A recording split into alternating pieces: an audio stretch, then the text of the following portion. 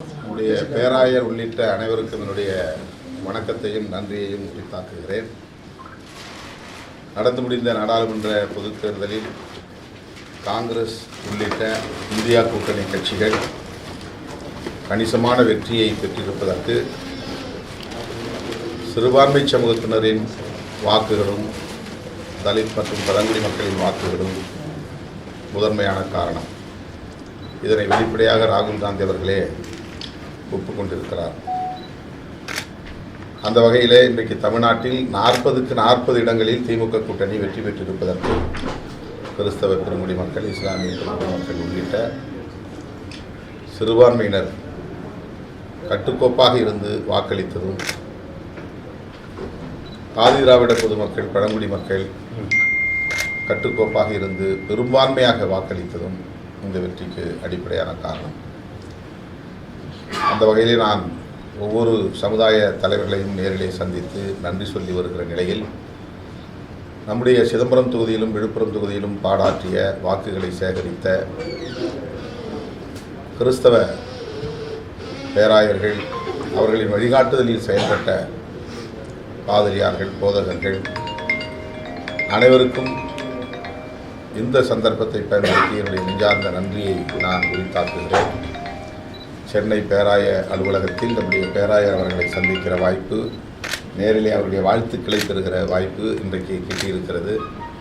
அவர் மனம் திறந்து என்னை வாழ்த்தியிருக்கிறார், இந்த இயக்கத்தை வாழ்த்தியிருக்கிறார்.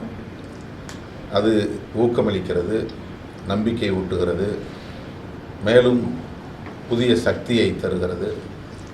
அந்த வகையிலே நான் மகிழ்ச்சியோடு பேராயர் அவர்களுக்கு எனது மனமார்ந்த நன்றியை தெரிவித்துக் கொள்கிறேன்.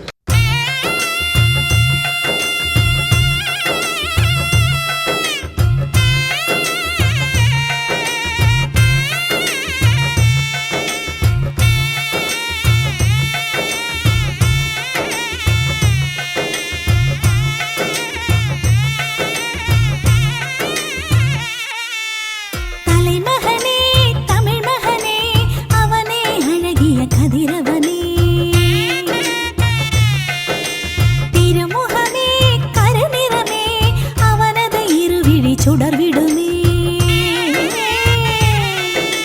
தலைமகனே, தமிழ் மகனே, அவனே அழகிய கதிரவனே, திருமுகமே கருநிறமே, அவனது இருவிழி சுடர்விடுமே, சிறுத்தையின் உருமலும் எழுப்பிடும் விடியலும் அவனே அவனே, குழந்தையின் குணங்களும் நிமிர்ந்திடும் குரல்களும் அவனே அவனே, அடைமழை அவனே, எரிமலை அவனே, நெருப்பினில் எழுதிய கவிதையும் அவனே அவனே,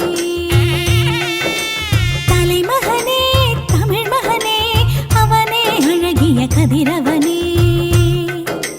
திருமுகமே கருநிறமே, அவனது இருவிழி சுடர்விடுமே.